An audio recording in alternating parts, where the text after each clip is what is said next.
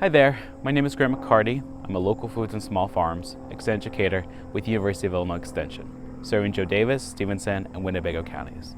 This week on Get Growing, we're talking about okra, a vegetable that doesn't always show up in the Midwest summer vegetable garden. We'll talk about some of the plant characteristics it has and some of the things you have to look for when it comes to growing this plant. And then we'll also mention harvest, one of the main questions that we sometimes get at our extension office of when to harvest the actual okra pods. The okra plant is in the hibiscus and the hollyhock family, so it shares very similar plant characteristics in its growth to both of those plants.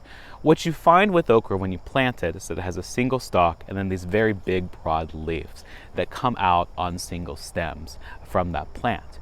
You will have hibiscus-shaped flowers that will develop against that stalk, and then they will be pollinated and create the okra pods that you're after.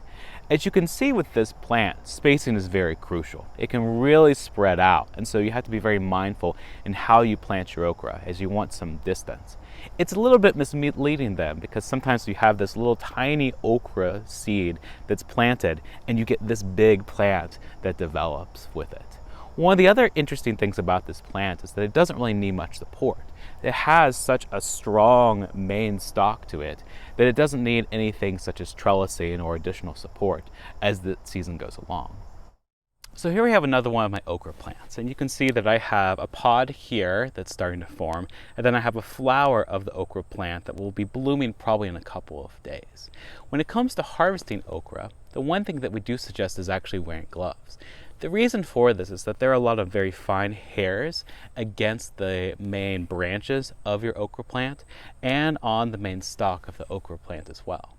If you had a row of okra, you might even consider wearing long sleeves because it will just be very uncomfortable brushing up against these plants as you harvest your okra. To harvest your okra, you actually want pruners or you want clippers. And you would come through and you would actually cut right below where that okra pod meets the stalk of the plant. This okra pod you see here is not ready yet. Here we have three different groups of okra that have been harvested at different stages. So we have some okra pods that are just a little bit too small. They should have stayed on the actual okra plant for probably 3 or 4 more days. I've got a middle group that is yet again a little too small for what we want, and it should have stayed on the plant maybe 1 or 2 more days. I can still cook with both of these groups, but they need a little bit more time on the actual stalk of the plant.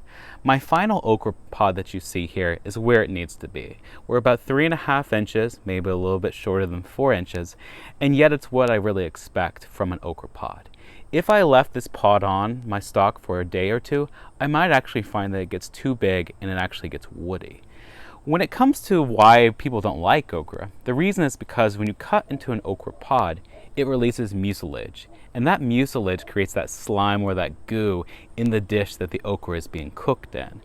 In trying to reduce that, consider cutting your okra pod closer to when you want to add it to the dish, and think about making bigger cuts on the actual okra pod too. One of the questions we sometimes get at our extension office is, what are some summer vegetables that I can grow that Japanese beetles just do not like? I'm afraid to say that Japanese beetles love okra, and you can see not only the damage that's here on this plant, but also even a single Japanese beetle kind of right here up against this leaf that's just devouring it. So that's this week on Get Growing. Okra can be a really great plant to add to that summer vegetable garden. Just ensure that you're giving it the spacing that it needs and making sure that you're harvesting it at the right size. You might also taste test okra before you decide to plant it in your summer vegetable garden, just to ensure that it's a flavor and a taste that you really like. For more information on resources and upcoming events, please visit extension.illinois.edu/JSW or follow us on Facebook at Northwest Illinois Local Foods.